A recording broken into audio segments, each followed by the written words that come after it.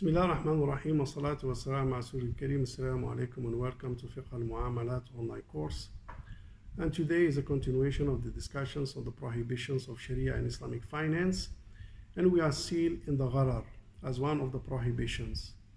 And we are still in the parameters of Gharar. And we have covered the first parameters, which is the Gharar should exist in the exchange contract, not the voluntary contract.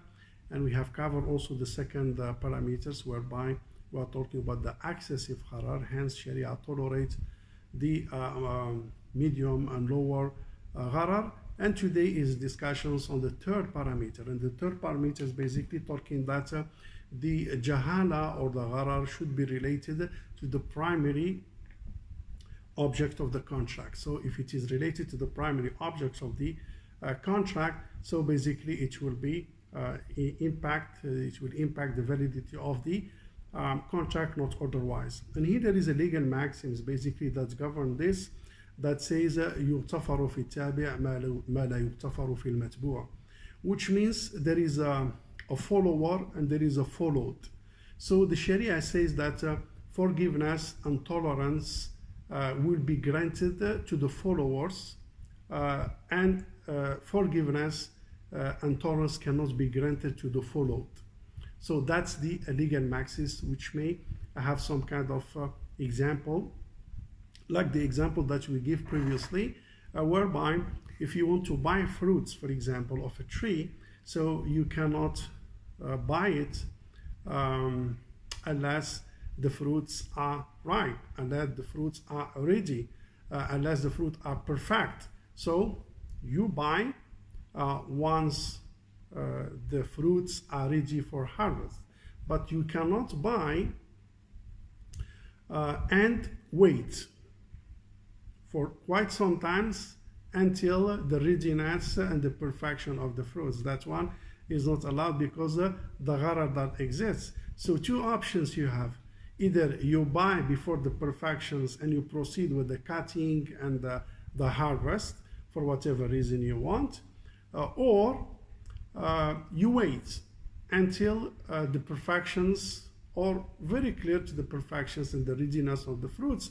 Then you buy and proceed with the harvest. But which is not allowed is that to buy before the readiness of the fruits and wait sometimes until they are ready and proceed with the harvest. That one is not allowed because you may be exposed to very high risk, and that one is a Gharar. But if you follow the legal maxims that you have mentioned, now here the issue is that the Gharar does exist in the primary object of the contract.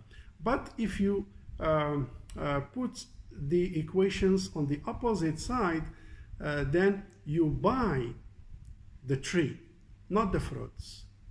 If you buy the tree, so basically whether the fruits are ready or not, it doesn't matter. So Sharia will forgive that issue, meaning that because you are buying the asl, you are buying the tree itself, so we don't look at the fruits whether they are ready, fine, they are not ready, fine, so we don't look at it. But in the early examples, you are buying the fruits, so the fruits here they should be ready, so Sharia cannot tolerate here. But if you buy the tree, so the fruits become part of the tree. And that's where the legal maxim is saying, يُغْتَفَرُ فِي التَّابِعِ وَمَا لَا يُغْتَفَرُ فِي الْمَتْبُوعِ, meaning Sharia grant tolerance and easiness, relaxations in the follower, not to the followed. And the same goes for example, if you have a milk in the udder of a sheep, if you buy that milk in the udder of the sheep, that one is not Sharia compliance, and because of the Gharar, because of the Jahala, you don't know how much, when you milk that milk, you don't know how much, the quantity, how many liters, that one is not allowed because of the Gharar. So what you do, you have to milk that milk first and see the quantity, then you determine the price and buy it.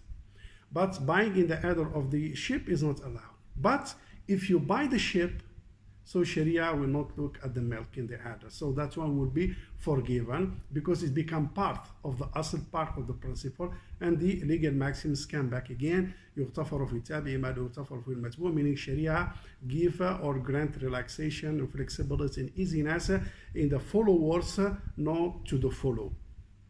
And here, when you look at the gharar here, you have to determine what is the gharar, whether the gharar exists in the asl or in the fara, in the original or in the principle or in the branch. And based on that, basically, you may determine your course of actions and determine the status of the Sharia contract. Same if I give the example of debt. You know, selling debt at par is agreed by the Sharia scholars, but selling the debt with discount is debated, as you know,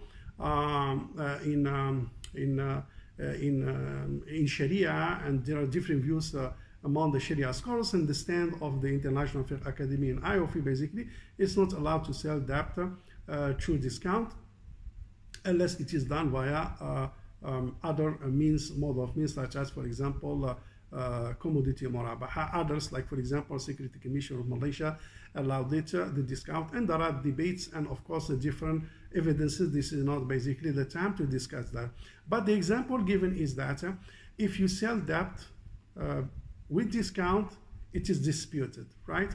But if you sell the corporation, if you sell the company along with the debt with discount, that one is not an issue. So meaning Sharia will not look at the debt. Here the debt, even it is discounted, will be forgiven. So that's the example. If you look at the debt itself and you sell it by discount, the issue and the debates will be on the table.